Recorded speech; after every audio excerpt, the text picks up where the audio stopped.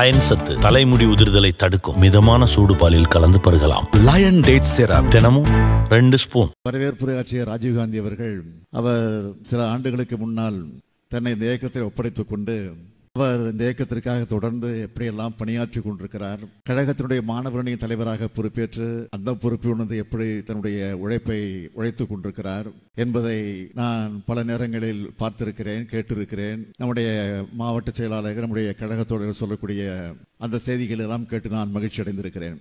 ஆக இப்படிப்பட்டவர்கள் எல்லாம் இன்றைக்கு இந்த இயக்கத்தில் கிடைத்திருப்பதை எண்ணி நான் மகிழ்ச்சி அடைந்தது உண்டு.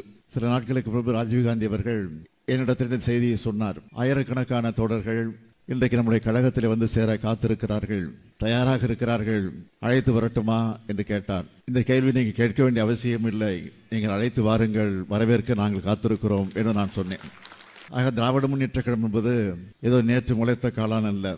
1949 திராவிட முன்னேற்ற கழகத்தை பேரறிஞர் அண்ணா அவர்கள் உருவாக்கிய நேரத்தில் வடசென்னை பகுதியில் இருக்கக்கூடிய ராபின்சன் பூங்காவிலை துவக்கி வைத்த போது, கொட்டு மழையில துவக்கி வைத்த போது அவர் சொன்னார், திராவிட முன்னேற்ற கழகம் ஆட்சிக்காக மட்டுமல்ல, ஆட்சிக்கு வர வேண்டும், பதவியிலே போய் அமர வேண்டும் என்பதற்காக மட்டுமல்ல, மக்களுக்கு பணியாற்ற வேண்டும், ஏழை எளியவர்களுக்கு தொண்டாற்ற வேண்டும், பிற்படுத்தப்பட்ட, தாழ்த்தப்பட்ட, ஒடுக்கப்பட்ட, நசுக்கப்பட்டிருக்கக்கூடிய மக்களுக்காக பாடுபட வேண்டும், ஒட்டுமொத்த தமிழினத்திற்காக உழைத்திட வேண்டும் என்ற உணர்வோடுதான் இந்த இயக்கம் துவக்கப்படுகிறது என்று அறிஞர் அண்ணா அவர்கள் உறுதி எடுத்துக்கொண்டு இந்த இயக்கத்தை தொடங்கி வைத்தார்கள்.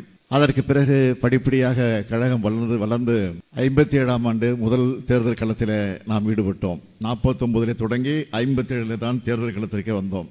ஆனால் இன்றைக்கு சில கட்சிகளை பார்க்கிறோம், தொடங்கிய உடனே ஆட்சிக்கு வருவோம் என்று சொல்லக்கூடிய நிலை இன்றைக்கு நாட்டில் இருந்து கொண்டிருக்கிறது. நாங்கள் தான் அடுத்த ஆட்சி, நாங்கள் தான் அடுத்த முதல் என்று சில அநாத நிலையை சுற்றி கொண்டிருக்கிறவர்களெல்லாம் இன்றைக்கு அதை பிதற்றிக் கொண்டிருக்கிறார்கள்.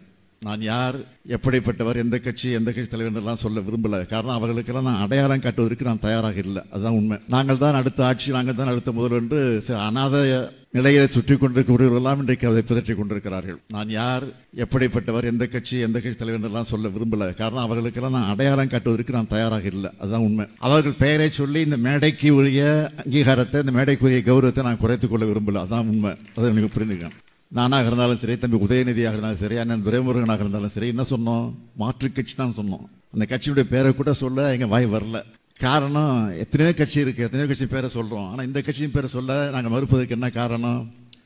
உண்மையிலே ஒரு அரசியல் கட்சியாக இருந்து, மக்களுக்காக பாடுபட கட்சியாக இருந்து, உழைக்கக்கூடிய கட்சியாக இருந்து, உண்மையிலேயே தமிழனுக்காக பாடுபட கட்சியாக இருந்தால் நான் சொல்லலாம்.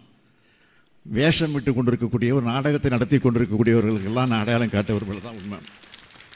49 தொடங்கி இந்த இயக்கம் 57 முதல்ல தேர்தல் களத்திலே நாம் ஈடுபட்டோம்.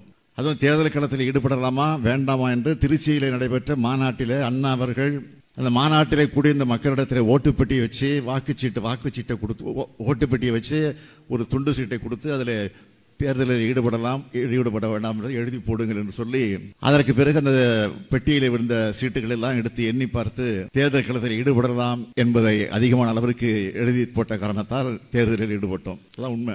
57 ஈடுபட்ட தேர்தலில் 15 இடங்களில் சட்டமன்ற உறுப்பினர்களாக நாம் தேர்ந்தெடுக்கப்பட்டோம். 15 இடங்கள் முதல் 57. அதற்கு பிறகு 62 50 இடங்களுக்கு மேல் வெற்றி பெற்றோம். எதிர்கட்சியார் வரிசையில் போய் உட்கார்ந்தோம். அதை தொடர்ந்து 67 ஆட்சி பொறுப்பேற்றோம். அண்ணா தலைமையில் ஆட்சி பொறுப்பேற்றோம். ஆட்சி பொறுப்பேற்ற அண்ணா அவர்கள் தொடர்ந்து நீண்ட ஆண்டு காலம் நம்மிடத்திலே வாழ முடியாமல் ஒரு கடுமையான நோய்க்கு ஆளாக்கப்பட்டு அதற்காக அமெரிக்காவுக்கு சென்று அறுவை சிகிச்சை எல்லாம் செய்துவிட்டு கூட வந்தார். ஆனால் நம்மிடத்திலே அவர் தொடர்ந்து வாழ முடியாத நிலைக்கு ஆளாகி நம்ம எல்லாம் விட்டு பிரிந்து விட்டார். அண்ணா மறைவுக்கு பிறகு கலைஞர் அவர்கள் ஆட்சி பொறுப்பேற்றார். கலைஞர் அவர்கள் 5 முறை முதலமைச்சராக தமிழ்நாட்டின் ஆட்சி பொறுப்பிலிருந்து ஆட்சியை நடத்தி காட்டியிருக்கிறார். அதற்கு பின்னால் 6வது முறையாக இந்த ஸ்டாலின், முத்துவேல் கருணாநிதி ஸ்டாலின் உங்களால், தமிழ்நாட்டு மக்களால் அங்கீகரிக்கப்பட்டு இன்றைக்கு நான் முதலமைச்சராக தேர்ந்தெடுக்கப்பட்டு இன்றைக்கு நம்முடைய ஆட்சி திராவிட மாடல் ஆட்சியாக நடந்து கொண்டிருக்கிறது. திராவிட மாடல் ஆட்சி என்றால் என்ன என்று கேட்பதற்கு ஒரே ஒரு பதில், இங்கே கூடியிருக்கிற நீங்க தான் இது அடையாளம். இதுதான் திராவிட மாடல். திராவிட மாடல் சொன்னாவே சிலருக்கு ஒரே கோபம் பொத்துக்கிட்டு வருது, வீர ஆவேசம் வருது. ஆவேசம் வரட்டும், கோபம் வரட்டும், இப்படி சொல்லதான் திராவிட மாடல் நாங்கள் தொடர்ந்து சொல்லிக்கிட்டே இருப்போம். அதுக்காக நாங்கள் பயந்துட்டு போய் மூலையில் ஒடுங்கிட மாட்டோம். நீங்க சொல்லத்தான் கழகம் மேலும் வளர்ந்து கொண்டு இருக்கு. நீங்க இப்படி தலைக்குறைவா பேசத்தான் இன்றைக்கு உங்க இடத்துல இருந்து எல்லாரும் இங்க வந்துகிட்டு இருக்காங்க. பாருங்க, இந்த கூட்டத்தை பார்த்தாலும் தெரியும். பேசணும். நான் கூட பல நேரங்கள் சொல்வது உண்டு. கவர்னர் பாலனராக இருக்கக்கூடிய கவர்னர் அவர்கள் தேவையில்லாத வேலையெல்லாம் செய்யறாரு, நம்ம எதிர்த்து பேசிக்கிட்டே இருக்காரு, திராவிடன்கிற சொல்லுக்கு எதிர்ப்பதமா பேசிட்டு இருக்கிறாரு, ஆரியத்துக்கு ஆதரவா பேசிட்டு இருக்கிறாரு, இப்படி மதத்தை மையமா வச்சு பேசிட்டு இருக்கிறாரு. என்னெல்லாம் வருத்தப்படுவது உண்டு. பேசட்டும், அவர் பேச பேசதான் நமக்கு ஆதரவு ராசி ஆகுது. அதனால சில பேர் கவர்னரை மாற்றுங்கன்னு சொல்லுவாங்க. இது வரைக்கும் சட்டமன்றத்தில் நாங்கள் கவர்னர் மாற்றுங்க தீர்மானம் போட்டிருக்கிறோமா? நாங்கள் போடல, தீர்மானமே போடல. அவர் இருக்கணும், இருந்தால் தான் திமுக இன்னும் வளருது. அடுத்த கவர்னர் வரைக்கும் சட்டமன்றத்துக்கு வரணும், ஆளுநர் உரையை நாங்கள் கொடுப்போம், அதை எடுத்து படிக்காமல் வெளியில் போகணும், அதையும் பார்க்கணும், அதையும் மக்கள் பார்க்கணும். நான் பிரதமரிடத்திலும் அமித்ஷாவிடத்திலும் இங்கிருந்து ஒரு வேண்டுகோள் வைக்கிறேன், தயவுசெய்து கவர்னரை மாற்றாதீங்க, அவரே இருக்கட்டும். இதுதான் உண்மை. அதே மாதிரி தான் நீங்கள் யாரை நம்பி போனீங்களோ அது வீணாக போச்சு அப்படின்னு வருத்தத்தோடு வந்திருக்கீங்களோ அவங்க இன்னும் பேசிக்கிட்டே இருக்கணும். அதே மாதிரி தொடர்ந்து பேசிக்கிட்டே இருக்கணும். பேசிக்கிட்டே இருந்தால் தான் மக்கள் தெளிவாக புரிஞ்சுப்பாங்க. மக்கள் எல்லாம் ஆதரவு கொடுக்க மாட்டாங்க. எதை பற்றி கவலைப்பட வேண்டியதில்லை. ஒரு பழமொழி சொல்லுவாங்க, சூரியனை பார்த்து என்னன்னு உங்களுக்கு தெரியும். அதை பற்றி கவலைப்பட வேண்டிய அவசியமே இல்லை. நமக்கு நாம் நம்ம வேலையை பார்ப்போம். நமக்கு மக்கள் நம்மை நம்பி நம்ம இடத்துல நாம் தந்த வாக்குறுதிகளை உறுதிமொழிகளை நம்பி நம்ம இடத்துல ஆட்சி ஒப்படைச்சிருக்கிறாங்க.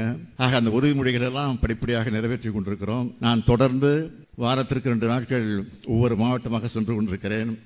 அப்படி செல்லுகிற போது அரசு நிகழ்ச்சி மட்டுமல்ல, கட்சி நிகழ்ச்சியிலும் கலந்து கொள்கிறேன். அரசு நிகழ்ச்சிகள், கட்சி நிகழ்ச்சி மட்டுமல்ல, செல்லுகிற வழியெல்லாம் சாலையின் இருமுறைகளும் மக்களை சந்திக்கிறேன். பெண்கள், ஆண்கள், இளைஞர்கள், முதியவர்கள் வரிசையாக நின்று கொண்டு இரு பக்கம் நின்று கொண்டு என்னை வரவேற்க அந்த காட்சியை பார்க்கிற போது மீண்டும் சொல்கிறேன், 7வது முறையாக நிச்சயமாக திராவிட முன்னேற்ற கழகம் தான் ஆட்சிக்கு வரும் என்ற அந்த உறுதி இந்த நேரத்தில் எடுத்து சொல்கிறேன். காரணம் என்ன? ஒவ்வொரு வீட்லையும் நம்முடைய ஆட்சியின் பலனை இன்னைக்கு அனுபவிச்சுட்டு இருக்காங்க. தமிழ்நாட்டில் இருக்கக்கூடிய எல்லா வீட்லையும் ஒவ்வொரு வீட்லையும் இன்றைக்கு ஏதாவது ஒரு திட்டத்தின் மூலமாக அந்த வீட்டில் பல பலன் கிடைச்சிட்டு இருக்கு. உதாரணத்துக்கு சொல்லணும்னா, பேருந்தில் அவங்க பயணம் செய்வதற்கு இலவசமாக போகலாம். அது ஒரு அருமையான திட்டமாக இன்றைக்கு நடந்து கொண்டிருக்கிறது. தேர்தல் அறிவிச்ச திட்டம். அதே மாதிரி உரிமை தொகை, கலைஞர் உரிமை தொகை 1000 ரூபாய் வழங்கி கொண்டிருக்கிறோம். அதுவும் தேர்தல் அறிவிச்ச திட்டம். அந்த திட்டத்தில் கூட இன்னும் கொஞ்சம் அங்கே மிச்சம் குறை இருக்குது, நான் இல்லைன்னு மறுக்கல. அந்த குறையும் 2-3 மாதத்தில் தீர்த்து வைக்கப்படும் என்று நம்முடைய துணை முதல்வர்கள் சட்டமன்றத்தில் உறுதி கொடுத்திருக்கிறார்கள். அது உண்மைதான். அதைத் தொடர்ந்து ஆரம்ப பள்ளிக்கூடங்கள் படித்துக் கொண்டிருக்கக்கூடிய மாணவிகள் கல்லூரிக்கு செல்லுகிற போது அவர்களுக்கு வசதி இல்லாத காரணத்தினால் அவர்கள் படிப்புக்கு செல்ல முடியாத சூழ்நிலை வருகிறது என்பதை அறிந்து புரிந்து அவர்கள் அத்தனை பேரும் கல்லூரிக்கு வர வேண்டும் என்ற உணர்வோடு மாதம் 1000 ரூபாய் புதுமை பெண்ணர் திட்டத்தின் அடிப்படையில் வழங்கப்பட்டுக் கொண்டிருக்கிறது. மாணவிகளுக்கு மட்டுமா, மாணவர்களுக்கு கிடையாதா என்ற ஒரு கேள்வி வந்தது. உடனே மாணவர்களுக்கு உண்டு, தமிழ் புதல்வன் என்ற திட்டத்திலே மாணவர்களுக்கு 1000 ரூபாய் வழங்கப்பட்டுக் கொண்டிருக்கிறது. அதேபோல் காலை உணவு திட்டம்.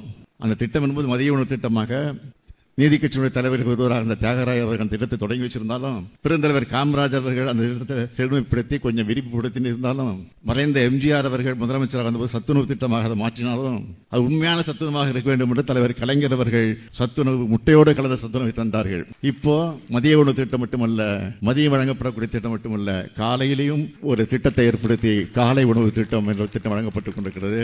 அந்த திட்டத்தை பார்த்து இன்றைக்கு பல மாநிலங்கள் மட்டுமல்ல, வெளிநாட்டில் இருக்கக்கூடியவர்கள் அந்த திட்டத்தை பார்த்து நாங்கள் நிறைவேற்றப் போகிறோம் என்று கனடா நாட்டிலே இன்றைக்கு அது நிறைவேற்றப்பட்டுக் கொண்டிருக்கிறது. ஆக இப்படி பல்வேறு திட்டங்களை நாம் நிறைவேற்றிக் கொண்டிருக்கிறோம். எதற்காக இதெல்லாம் உங்களுக்கு சொல்றேன்னா, இதெல்லாம் நீங்கள் மக்களிடத்தில் இந்த தேர்தல் 1.5 வருஷம் தான் இருக்கு. 1.5 வருஷத்தில் தேர்தலை சந்திக்க போறோம். யாராவது ஏதோ பேசிட்டு இருக்கலாம், அதை பற்றி நம்ம கவலைப்பட வேண்டிய அவசியமே இல்லை. நம்ம சாதனைகளை மக்கள் புரிந்து கொண்டிருக்கிறார்கள். அதை நினைவுபடுத்தினாலே போதும். 200 இல்லை 234 தொகுதியில் நாம் தான் வெற்றி பெறுவோம் என்ற ஒரு சூழ்நிலை அமையும். அதற்கு நீங்கள் எல்லாம் துணை நிற்க வேண்டும். அந்த பணியை நிறைவேற்றி தருகிற நம்பிக்கை எனக்கு நிரம்ப இருக்கிறது. உங்களை எல்லாம் பார்க்கிற போது உள்ளபடியே நான் மகிழ்ச்சி அடைகிறேன். அது அண்ணா அறிவாலயத்திற்கே வந்திருக்கிறீங்க, கலைஞர் அரங்கத்திலே வந்து குழுமி இருக்கிறீங்க. இந்த கலைஞர் அரங்கத்தில் திரண்டிருக்கக்கூடிய உங்களுக்கு என்னுடைய வாழ்த்துக்களையும் பாராட்டுக்களையும் தெரிவித்து வருக வருக வருக வருக என்று தெரிவித்து விடைபெறுகிறேன். நன்றி, வணக்கம்.